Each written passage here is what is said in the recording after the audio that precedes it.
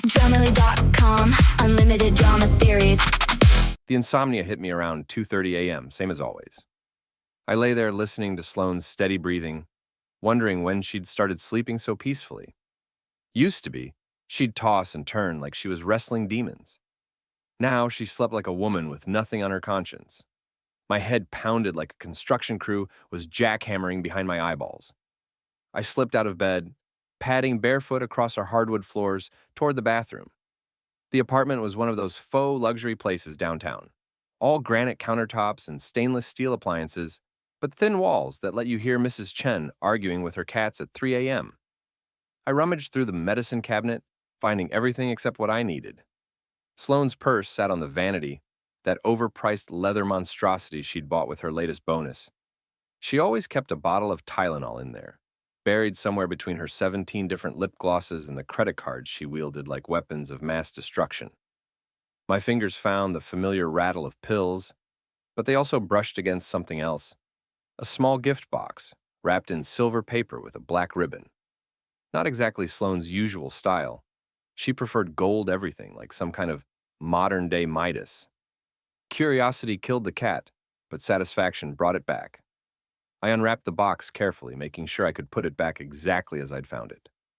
Inside, nestled in black tissue paper, was something that made me blink twice to make sure I wasn't hallucinating from sleep deprivation. A plaster cast of a penis. A very detailed, very realistic plaster cast of someone's manhood, complete with what appeared to be professionally applied flesh-tone paint.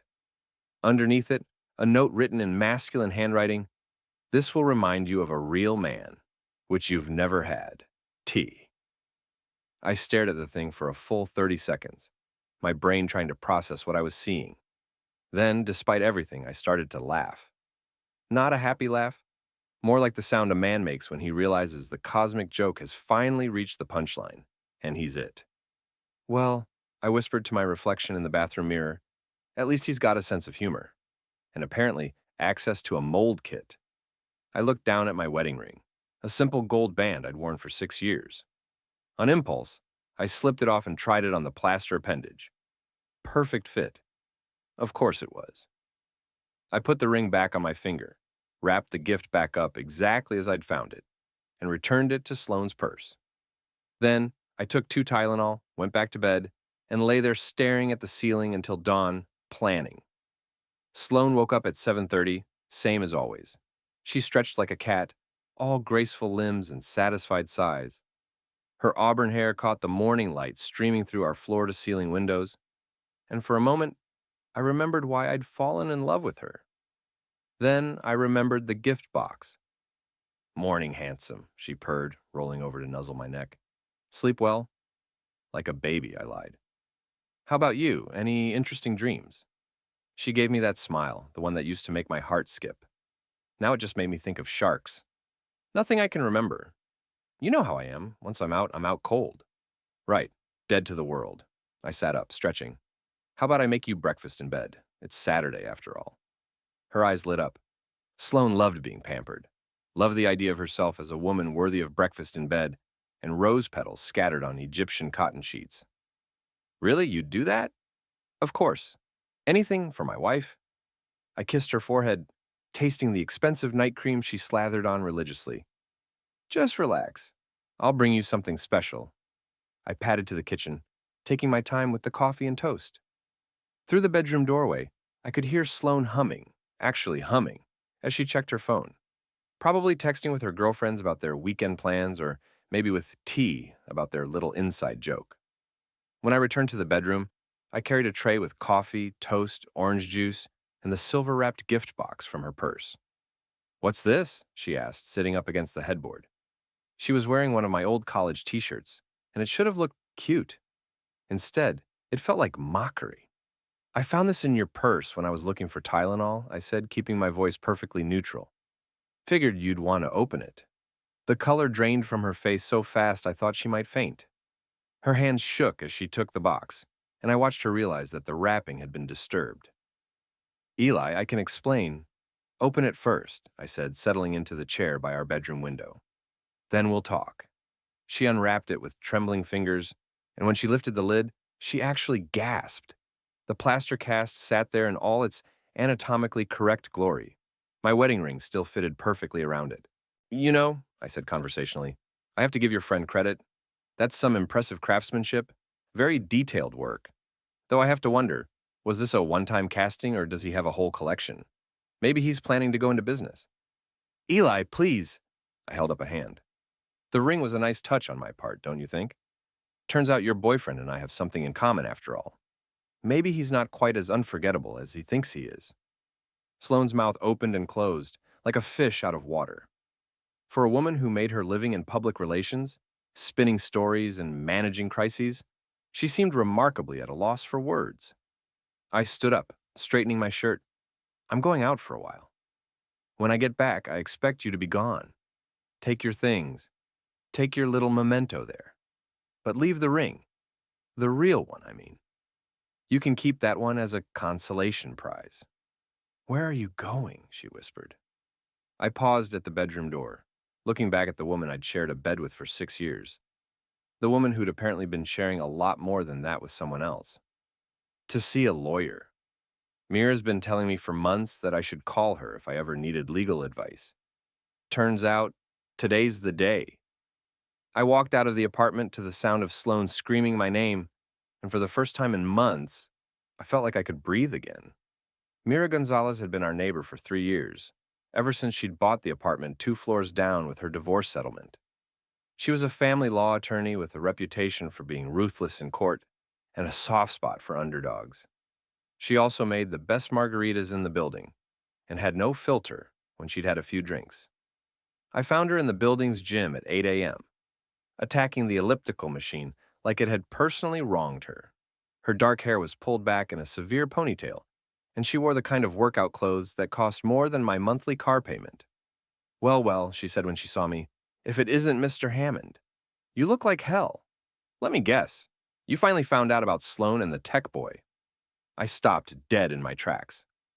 You knew? She stepped off the machine, grabbing a towel to wipe her face. Honey, everyone in this building knows. The walls are thin, the elevator gossip is thick, and your wife isn't nearly as discreet as she thinks she is. The question is, what are you going to do about it? I was hoping you could tell me. Mira grinned, and it wasn't a nice expression. Now we're talking. Come on up to my place. Let's discuss your options over coffee. The good stuff, not that swill you buy at the grocery store. An hour later, I was sitting in Mira's kitchen, which looked like it belonged in a magazine spread about successful single women.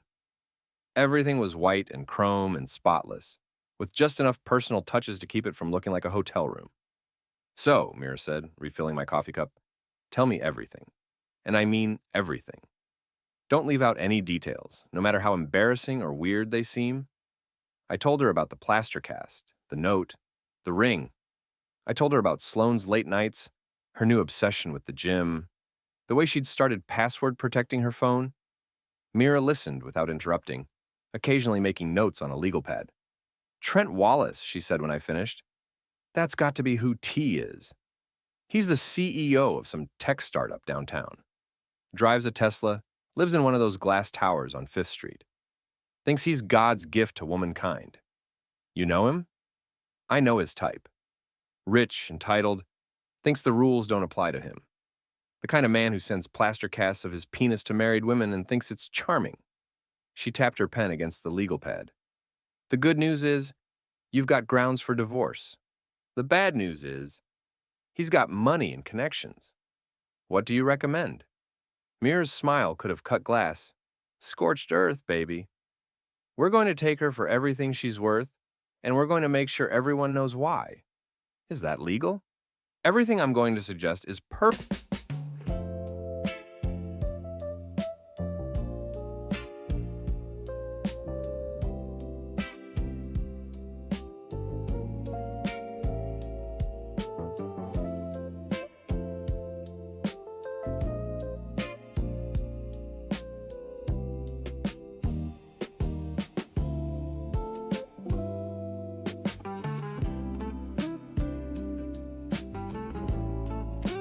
Perfectly legal. Whether it's ethical is another question entirely. But frankly, I stopped caring about ethics when your wife started screwing around behind your back. She leaned forward. But first, we need evidence. Real evidence. Not just a kinky gift and your suspicions. What kind of evidence? Photos, texts, emails, financial records showing unexplained expenses. The more documentation we have, the stronger our case. She paused. I don't suppose you have access to her phone or computer. I thought about it. She uses the same password for everything. Our wedding date? She's not exactly a cybersecurity expert. Perfect. But we need to be smart about this. We can't do anything that could be construed as illegal surveillance or invasion of privacy. Everything has to be above board. So how do we get the evidence? Mira's grin widened. Leave that to me. I have a friend who specializes in digital forensics. Completely legitimate, completely legal. If there's evidence to be found, Randy will find it. Randy turned out to be a wiry guy in his 40s who looked like he'd stepped out of a computer repair shop circa 1995. He wore thick glasses, had grease under his fingernails, and could apparently hack into anything with a microchip. Your wife's got terrible digital hygiene, he told me 3 days later, handing me a manila folder thick with printouts. Uses the same password for everything, doesn't clear her browser history, backs everything up to the cloud automatically. It's like she wanted to get caught. I opened the folder and immediately wished I hadn't. Photos, text messages, email chains. All of it explicit, all of it damning. Sloan and Trent had been carrying on for 6 months, and they'd documented every sordid detail. There's more, Randy said, pulling out his laptop. Financial records show she's been using your joint credit card to pay for hotel rooms, expensive dinners, even a weekend trip to wine country. She charged the mold-making kit to your Amazon account. She what? Yeah, apparently, making plaster casts is a thing now. Who knew? Randy scrolled through the records. She's been sloppy about covering her tracks. Either she's incredibly stupid, or she wanted you to find out. I studied the evidence, feeling a cold rage settle in my chest. This wasn't just an affair, it was a systematic humiliation. Every hotel room, every expensive dinner, every intimate moment had been paid for with our money, documented with our technology, planned in our home. What's your next move? Mira asked. I looked at the photos scattered across Randy's desk, at the text messages full of crude jokes about my inadequacies, at the credit card statements showing thousands of dollars spent on another man's pleasure. I'm going to return the favor, I said. She wanted to humiliate me? Fine. Let's see how she likes being on the receiving end. What did you have in mind? I smiled, and even I could hear the edge in it. Public relations is all about managing perception, right? Controlling the narrative? Well, it's time for a new story. The plan was simple, elegant, and completely legal. If Sloan wanted to play games, I'd show her what a real player looked like. First stop, her office. Sloan worked for Morrison & Associates, a mid-tier PR firm that occupied the 15th floor of a glass tower downtown. The kind of place where everyone wore expensive suits and spoke in corporate buzzwords, where image was everything and substance was optional. I'd been there exactly twice in our 6-year marriage, once for a Christmas party, once for a company picnic. Both times, Sloan had introduced me as my husband the mechanic, with just enough condescension in her voice to make it clear she thought she'd married beneath her station. The thing is, I wasn't just a mechanic. I owned Hammond Restoration Services, specializing in vintage automobiles and antique safes. I had a degree in mechanical engineering and made more money than most of Sloan's coworkers. But she preferred the narrative that cast her as the successful breadwinner married to blue-collar muscle. Today, that narrative was about to change. I walked into the Morrison & Associates lobby at 10 a.m. sharp, wearing my best suit and carrying a manila envelope. The receptionist, a young woman with perfect teeth and dead eyes, looked up from her computer. Can I help you? I'm here to see Sloan Hammond. I'm her husband. Oh! Her expression brightened with fake enthusiasm. She's in a meeting right now, but I can... Actually, I'm not here to see her. I'm here to deliver something to her. I held up the envelope. It's time-sensitive legal documents. I need to make sure she gets them today. The receptionist's smile faltered. Legal documents?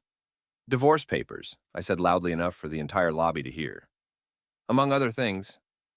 I could feel every eye in the lobby turn toward us.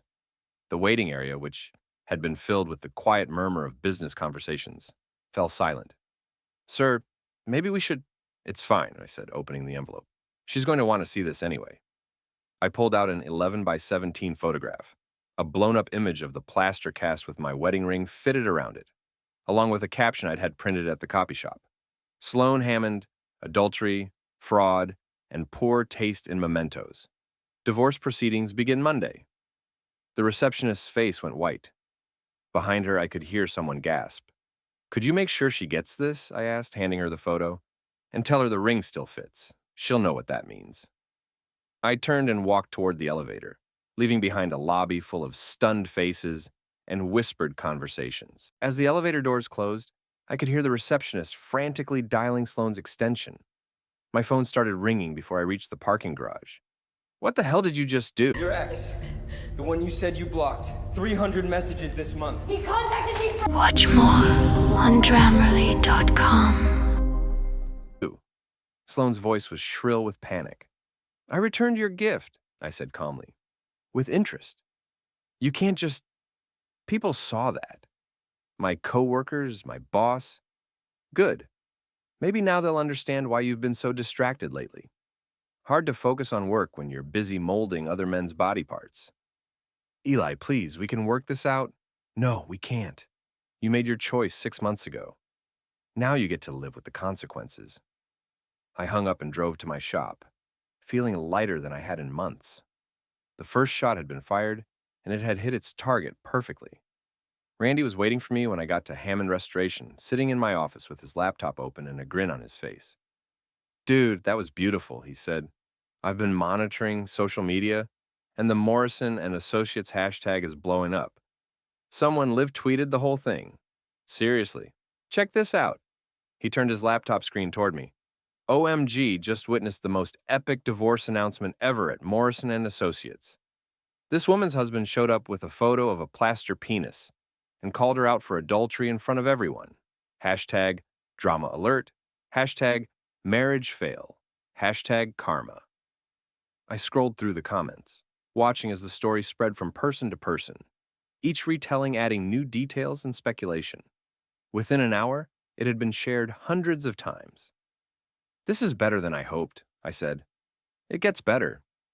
I've been tracking Sloane's digital footprint, and she's in full damage control mode. She's been calling and texting everyone she knows, trying to get ahead of the story. Randy pulled up another screen. But here's the thing. She's making it worse.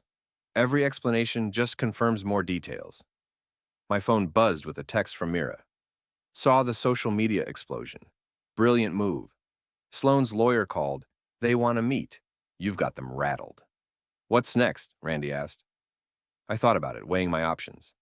The office visit had been a surgical strike, designed to damage Sloane's professional reputation and establish the narrative.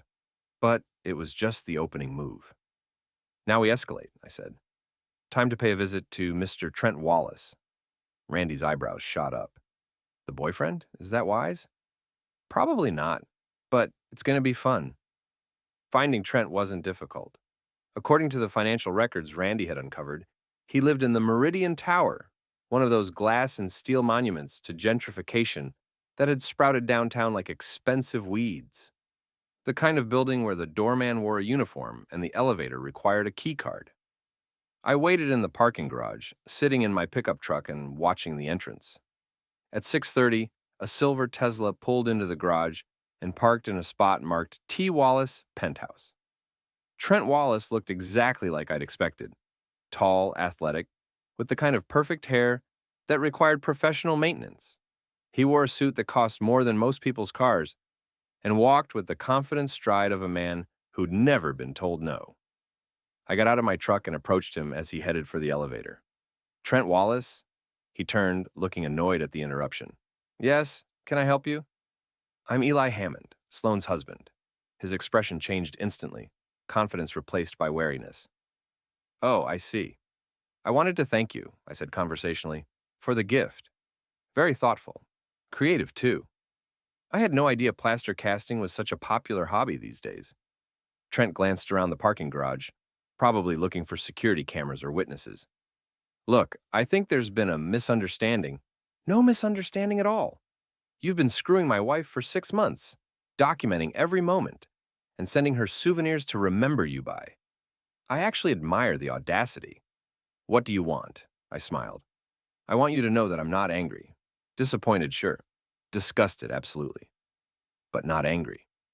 You see, anger implies that I still care about Sloane, and frankly, you've cured me of that particular affliction.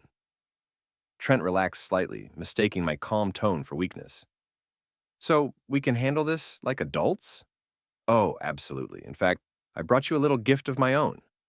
I reached into my jacket pocket and pulled out a small box. Consider it a token of my appreciation. He took the box cautiously as if it might explode. Inside, nestled in tissue paper, was a single wedding ring, Sloane's wedding ring, which I'd taken from our apartment that morning. She won't be needing this anymore, I said. I thought you might want it as a keepsake. You know, something to remember her by when you move on to your next married conquest. Trent's face flushed red. You son of a... Careful, I interrupted. We're being adults, remember? Besides, I'd hate for this conversation to end up on social media. You've seen what happened to Sloane today, right? The internet can be so unforgiving. He stared at me for a long moment, then dropped the box. The ring rolled across the concrete floor with a metallic ping. Stay away from me, he said, and stay away from Sloane. Oh, I intend to stay far away from both of you. But I can't control what other people do. For instance, I can't control whether someone might leak those photos you two have been sharing, or those text messages, or the financial records showing how you've been spending my money on hotel rooms. Trent's face went pale. You're threatening me. Not at all. I'm just making conversation, adult to adult, as you said. I bent down and picked up the wedding ring, slipping it into my pocket. But if I were you, I'd be very careful about my digital footprint going forward. The internet has a long memory, and people love a good scandal. I walked back to my truck, leaving Trent standing alone in the parking garage. As I drove away, I could see him in my rearview mirror, frantically typing on his phone. My own phone buzzed with a text from Randy. Sloane's been trying to reach you all day. 17 missed calls, 32 text messages. She's losing it. I smiled and typed back. Good. The fun's just getting started. The text from my old buddy Jake came at 7 a.m. on Sunday. Dude, we need to talk. Coffee at Murphy's in an hour. Jake Morrison had been my best friend since college. We'd been roommates, best men at each other's weddings, and partners in more stupid adventures than I could count. If Jake wanted to meet for coffee, it meant he'd heard about the Sloane situation and wanted to stage some kind of intervention. Murphy's Diner was our usual spot, a greasy spoon that served coffee strong enough to wake the dead and breakfast that could clog your arteries just by looking at it. I arrived to find Jake already there, sitting in our regular booth with 2 cups of coffee and a grim expression. Eli, he said as I slid into the seat across from him. What the hell's going on? Good morning to you too, Jake. How's Sarah? The kids? Don't deflect. I've been getting calls all weekend. Sloane, her friends, even her mother. Everyone's saying you've lost your mind. I took a sip of coffee, savoring the bitter bite. What exactly are they saying? That you humiliated her at work. That you're spreading lies about her having an affair. That you're trying to destroy her reputation out of spite. Jake leaned forward. Tell me it's not true. Which part? The humiliation, the affair? Or the reputation destruction? All of it. Any of it. Jake's voice carried a note of desperation. Come on, man. This is Sloane we're talking about. She loves you. She'd never cheat. I reached into my jacket and pulled out one of the photos Randy had printed for me. Nothing explicit, just Sloane and Trent having dinner at an expensive restaurant, looking very cozy. Jake stared at the photo for a long moment. This could be anything. A business dinner, It's dated 3 weeks ago. Tuesday night. The same night Sloane told me she was working late on the Morrison account. I pulled out another photo. Here's one from last month, and another from 6 weeks ago. Should I keep going? Jake's face sagged. Shit. Yeah, shit. I put the photos back in my jacket. So, when you ask me if I'm destroying her reputation, the answer is no. She destroyed it herself. I'm just making sure people know the truth. But the way you're handling it, showing up at her office, making a scene. What would you have done, Jake? Found out your wife was cheating, then quietly filed for divorce and slunk away with my tail between my legs? Let her spin the story however she wanted? Jake was quiet for a long moment, staring into his coffee cup. I don't know. Maybe talk to her first? Tried to work it out? With what? She's been lying to my face for 6 months. She's been using our money to pay for hotel rooms with her boyfriend. She's been laughing about me behind my back, sharing intimate details of our marriage with a man who thinks I'm a joke. I felt the anger rising in my chest, hot and sharp. Tell me, Jake, what exactly would we work out? I just think, you think I should be the bigger man? Turn the other cheek. Take the high road. I shook my head. You know what the high road gets you, Jake? A better view while you're getting screwed. That's not. It is, though. You want me to be reasonable, to be mature, to handle this quietly so nobody gets embarrassed. But the only person who should be embarrassed is Sloane. She's the one who broke our marriage vows. She's the one who lied and cheated and stole. Why should I protect her from the consequences? Jake rubbed his face with both hands. Because you're better than this. The Eli I know wouldn't. The Eli you know was married to a woman who respected him. That Eli is gone. I stood up, dropping a $5 bill on the table. And frankly, Jake, if you can't see the difference between being a victim and being vindictive, then maybe you don't know me as well as you think. I walked out of Murphy's feeling like I'd lost more than just a marriage. Jake had been my friend for 15 years, but he was choosing Sloane's version of events over the evidence I'd shown him. It hurt more than I'd expected. My phone buzzed with a text from Tom Bradley, another old friend. Heard about you and Sloane. Sorry, man. Let me know if you need anything. Then another from Mike Chen. Dude, what's this I'm hearing about you stalking Sloane's boyfriend? That's not cool. And another from Dave Wilson.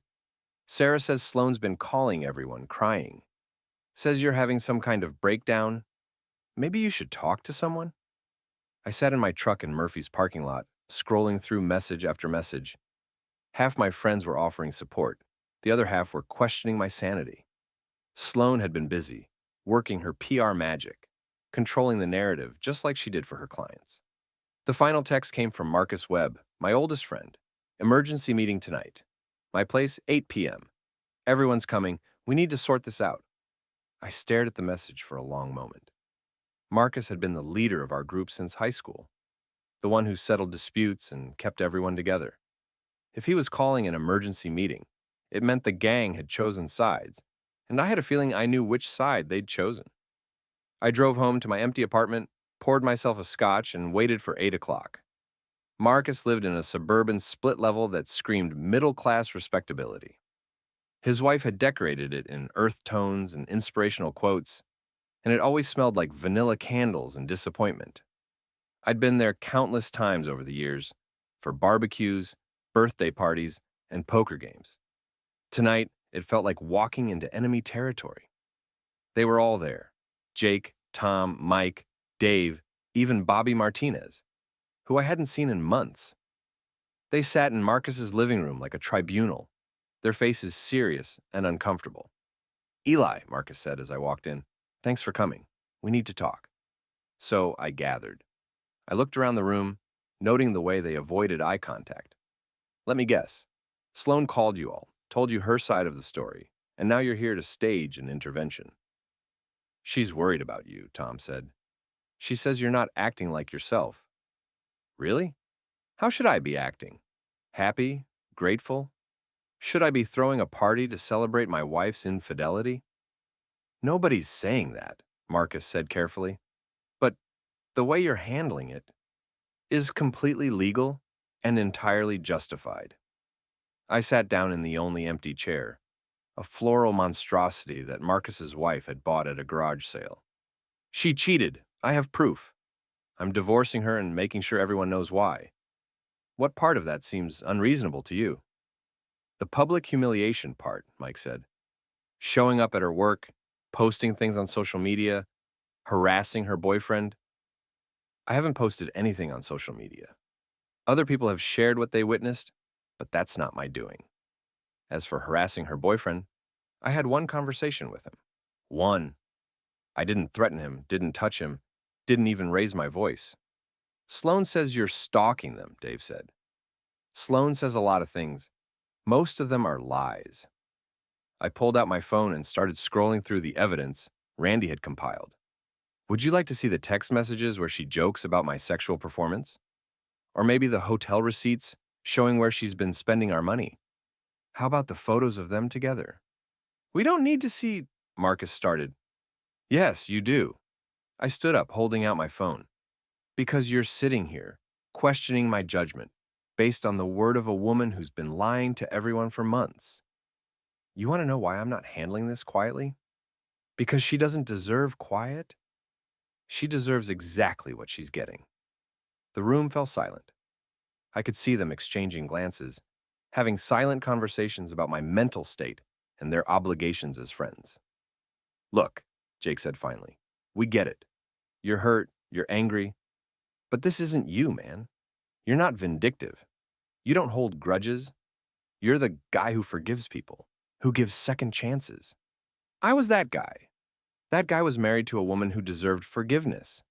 This guy's married to a woman who spent 6 months making him look like a fool while she screwed around with her boyfriend. So what's